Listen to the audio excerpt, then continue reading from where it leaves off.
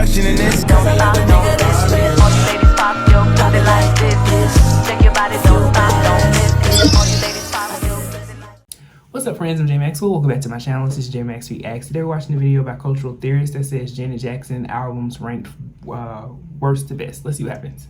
What's up, theorists? Your girl QB clocking in for the culture. Today we're breaking down Janet Jackson's catalog, separating the rest from the best. The 10th and youngest child of the Jackson family, Janet's superstar trajectory was not the cakewalk you might think. Today we're going through the legend's unforgettable discography and letting you know where we rank her greatest works and the not so great ones. But before we get into all that, if you're feeling the channel, make sure you like the video, subscribe if you haven't, and treat the super thanks the way you want to treat you. It's always the season of giving and culture's theory. Let's get to it. Number 11, Janet Jackson. While still managing to show a few glimpses of her superstar potential, the 16-year-old's self-titled debut album would only go as far as its teenage pop appeal would carry it. Renee Moore and Angela Winbush don't do Janet any favors by steering her sound in the direction of her older brother Michael from a decade prior. At just 8 songs and 37 minutes runtime, the album had the ingredients necessary for a solid debut. Songs like Young Love and Come Give Your Love to Me are still enjoyable listens, but the lack of identity on her album, especially knowing how her story unfolds, makes it feel incomplete. Since the majority of the sales occurred before SoundScan tracking, Janet's peak at 63 on the charts isn't the whole story, but it's enough for now. The album would go on to sell roughly 300,000 copies worldwide, underwhelming by any metric. With the exception of some behind-the-scenes assistance from Joe, none of the Jacksons had any involvement with the album, highlighting Janet's determination to make a name for herself. Number 10, Dream Street. Now, this sophomore album certainly sees some growth in sound and subject material. The bad news is that it was still not the runaway success Papa Joe thought it would be. The album peaked at 147 on the Billboard 200. This would be Janet's only album not to chart any Hot 100 hits. Don't Stand Another Chance, If It Takes All Night, and Pretty Boy do elevate Dream Street over its predecessor. Enjoying moderate success on the R&B chart, Don't Stand Another Chance welcomed brother Marlon behind the board and some ad-libs from Michael. 4 decades into her illustrious career, Janet has cemented her reputation as one of music's most visionary artists. That journey started with this album. Filming her first music video while the show Fame was being shot, Dream Street opened the world's eyes to Janet's dual threat ability to stun with visuals and vocals. While developing her presence on the mic, Jackson would finally start to set herself apart, leading to her iconic breakthrough. More on that later.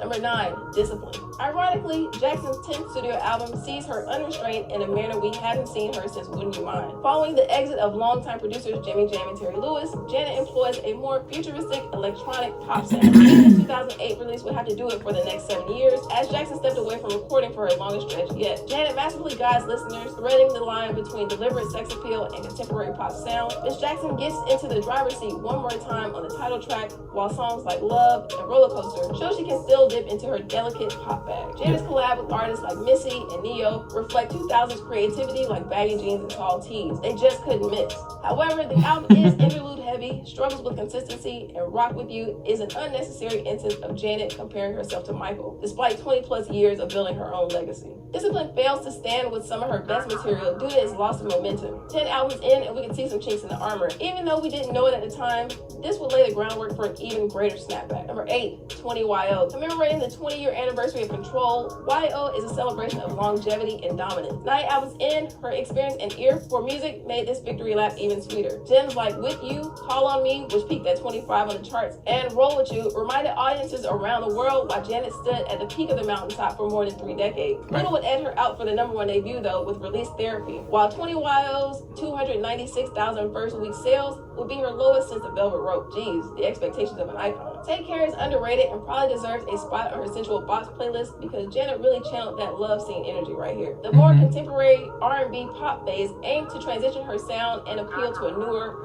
younger audience. As part of the rollout for the album, Janet designed the cover contest to help build buzz around the project by allowing fans to submit their own designs for the cover. The record would secure Janet a Grammy nomination for Best Contemporary R&B Album in 2007, her most recent nomination to date. Honestly, we gave YO the slight edge over Discipline because of the chemistry between her and the Jimmy Jam Terry Lewis team. We think there's another video in there somewhere. What about you? Number 7, Davina Joe. Spanning 18 months from start to finish, the longest for any of her projects to that point, Janet's time away was noticeable. With stronger hip-hop influenced production and a pronounced focus on pop crossover, the album is dance-heavy for sure. Joints like Warm, I Want You, and Like You Don't Love Me symbolize the various personalities she would convey throughout the album. The project would be deemed commercially disappointing. One thing worth noting though, the video was not blameless in her reportedly failed rollout apology tour. Following the 93 Janet album, Jackson had reshaped what it meant for women to embrace their sexuality, much to the dismay of critics across the country. With Janet catching all the flack from the botched performance, outlets jumped on the chance to label her track record for self-expression as a catalyst for her wardrobe malfunction.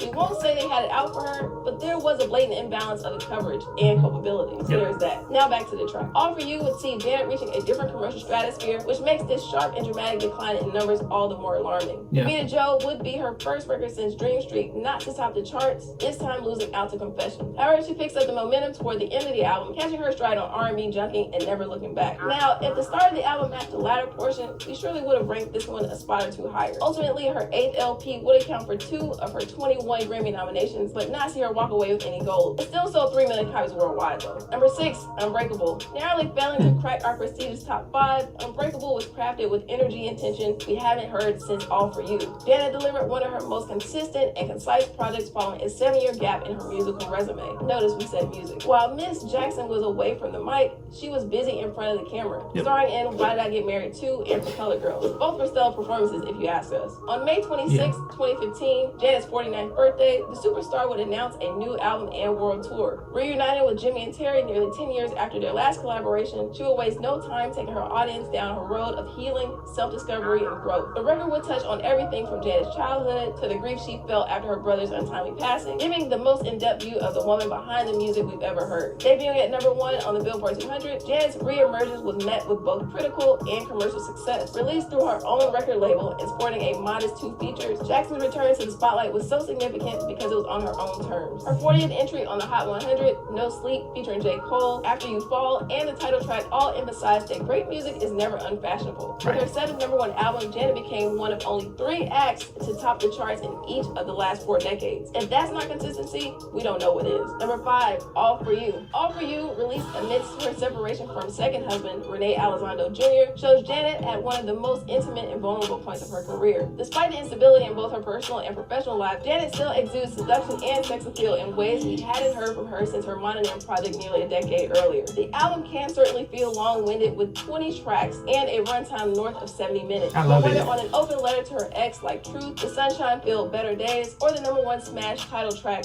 Janet keeps her audience engaged every second of this early 2000s classic. Yes, we use the C word. The record's 605,000 first-week sales would mark a career high, earning a Grammy Award for Best Dance Recording and grabbing another 2 nominations. All For You is essentially the last record we got from superstar Janet. The album's explicit nature and content would cause it to be banned in several countries upon its release, as initial pressings lacked parental advisory labels. Somebody's child was out there listening to Would You Mind and probably got a whooping of a lifetime. It's still one of her catalog's most underrated staples. Just don't play it at the wrong time or place. If you know, you know. Number 4, Velvet Rope. Janet's 4th consecutive chart topper takes the number 4 spot on our list. Expertly dealing with everything from depression to domestic abuse to sexual liberation and self-acceptance, Velvet Rope is our pick for Miss Jackson's most versatile record to date. Due to darker subject matter and a grittier sound, the album is often labeled as her most mature. The record comes at an artistic crossroads, giving OG fans a new lens to appreciate her through. Velvet Rope would also garner a whole new audience through her innovative contributions to what would soon be called alternative R&B. You know, we always gotta label something something. Fun fact, Jackson was on a freshly negotiated deal with Virgin worth a record-breaking $80 million at the time, which translates to about $150 million circa 2023. Seeing that this rope reeled in more than 3 million units sold, we'd say the label got a pretty good return on investment. Got Till It's Gone, I Get Lonely, Rope Burn, Anything, only in a stacked catalog like Janet's would Velvet Rope not sit in the top 3. Through its demonstration of emotional depth and maturity, this album has proven itself to be Janet's most dense. Got Till It's Gone would win the Grammy for Best Short-Form Music Video.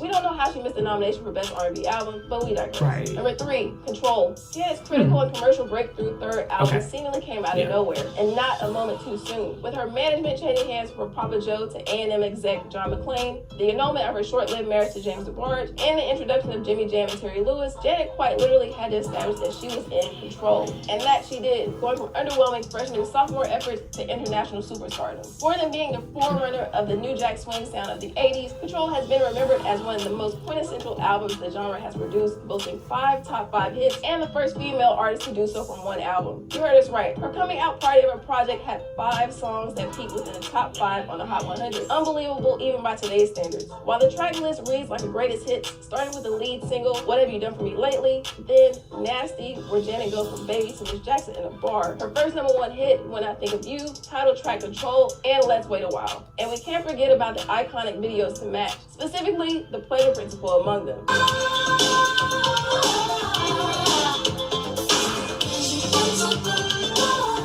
Song not written or produced by Jam and Lewis, but by fellow The Time alum Monty Moyer. The original pressing is only 9 tracks long, and 7 were released as singles. Spending more than 2 years on the Billboard 200, Control received a Grammy nod for the Album of the Year and won Jam and Lewis the 1987 Gramophone for Producer of the Year non-classical. Well deserved if you ask us. It's 5 times platinum in the US and reached diamond status worldwide. After all that action, can you believe they didn't even do a full tour to promote the album and instead settled for a 3-week, 13-city walkabout? Number 2, Janet. Following a bidding war, Janet became the highest paid musical act at that time, signing her first contract with Virgin worth an estimated 40 M's of Richard Branson's money. The return on investment had to be crazy. After facing criticism challenging Miss Jackson's success as being a result of her family tree and subsequently her collaboration with Jam and Lewis, an emboldened Janet and empowered by her own self-determination leveled up. Her artistic evolution and sonic progression make themselves apparent from the jump, with her taking the lead on writing all the lyrics and joining Jimmy and Terry on the boards and arrangements. Miss Jackson's 4-year break between albums is made worthwhile with tracks like The Body That Loves You, New Agenda, and Funky Big Band. Where Rhythm Nation focused on a more abrasive and edgy sound, Janet comes in with the smooth and melodic.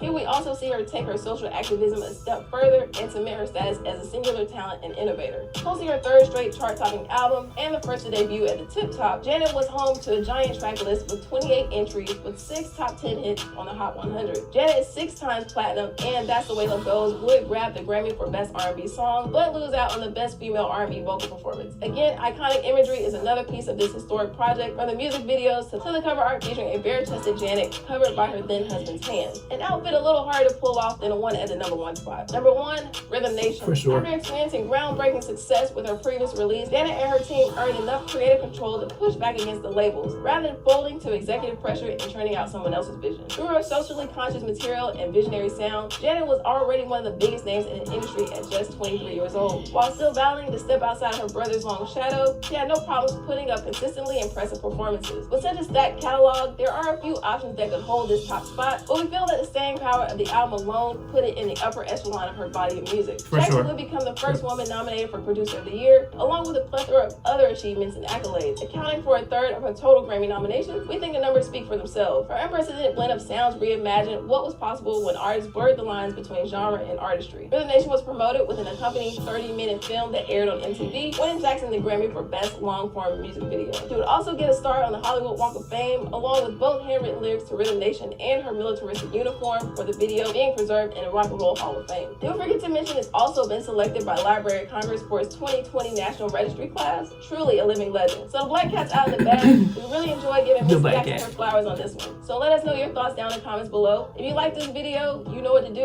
And if you're not subscribed, it's time to change that. I'm QB, signing off for CT. Peace. Alright. Make sure y'all check out CT because that was super dope.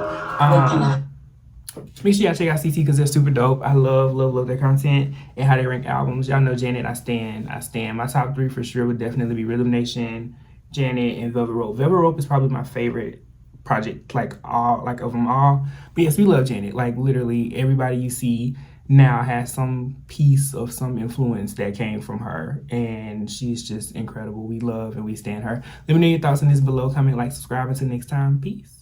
All you ladies pop your body like this. Shake your body, don't stop, don't miss it. All you ladies pop your